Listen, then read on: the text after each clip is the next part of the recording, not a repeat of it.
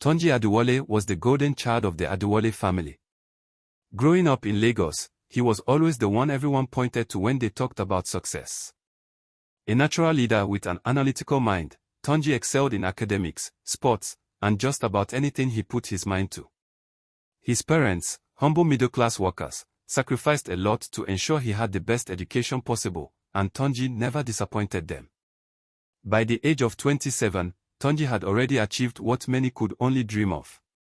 As an investment banker working for one of Lagos' most prestigious firms, he had a well-paying job, a sleek car, and a modern apartment in the heart of the city. But Tunji wasn't just about material wealth. He was ambitious and had lofty dreams of giving back to society. His ultimate goal was to start a foundation that would teach financial literacy to underprivileged youths, equipping them with the tools to break out of poverty. To his friends and family, Tunji seemed unstoppable. Yet, beneath this veneer of success lay a vulnerability that would soon bring his world crashing down.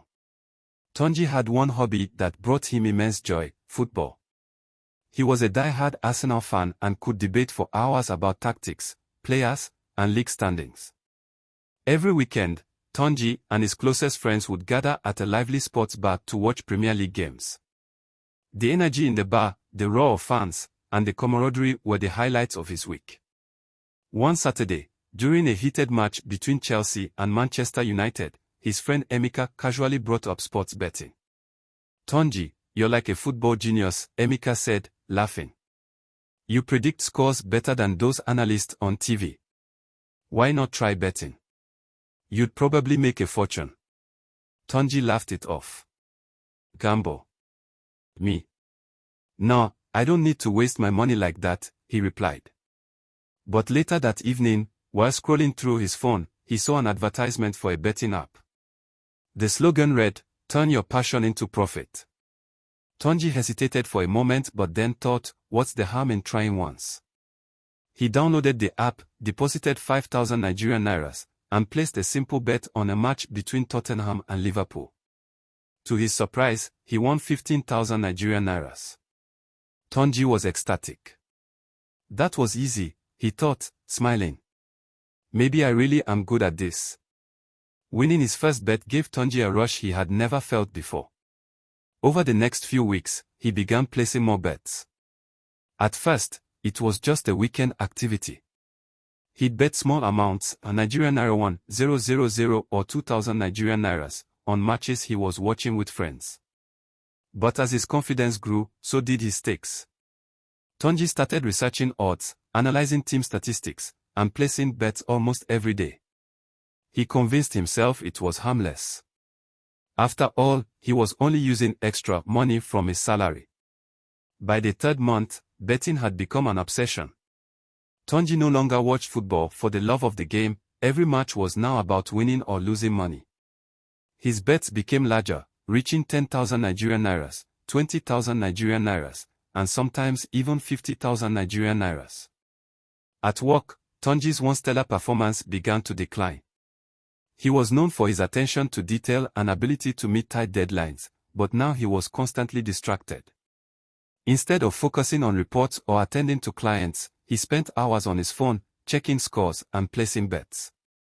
During one meeting, his boss noticed him scrolling through his phone instead of paying attention. "Tunji, are you with us?" his boss asked sharply. "Yes, sir."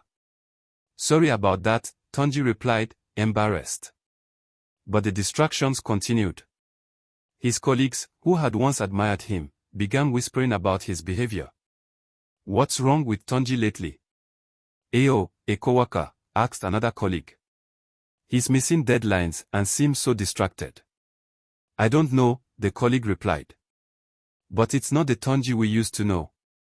Despite these red flags, Tunji dismissed his growing problem. He told himself he was just going through a phase and could stop betting anytime he wanted. One fateful Friday, Tunji made his biggest bet yet. He placed 100,000 Nigerian Nairas on an accumulator involving 5 matches. If all his predictions were correct, he stood to win over 1 million Nigerian Nairas. Tunji spent the entire weekend glued to his phone, tracking the matches. By Sunday evening, 4 of his predictions had come true. All he needed was for Arsenal to win their game, and the jackpot would be his. But Arsenal, his beloved team, lost in the final minutes. Tunji stared at his phone in disbelief. 100,000 Nigerian nairas, almost half of his monthly salary, was gone in an instant. The loss left him shaken, but instead of stopping, he doubled down. He told himself he could recover the money with just one more bet. Tunji's obsession spiraled out of control. He began borrowing money from friends and family, lying about why he needed it. "I just need it for rent," he told Emeka. "I'll pay you back next week." At first, people were sympathetic and lent him money. But when Tunji failed to repay them, they started avoiding him. "Tunji, you're always asking for money," Emeka said one day. "What's really going on?" "It's nothing," Tunji replied, forcing a smile. "Just some unexpected expenses."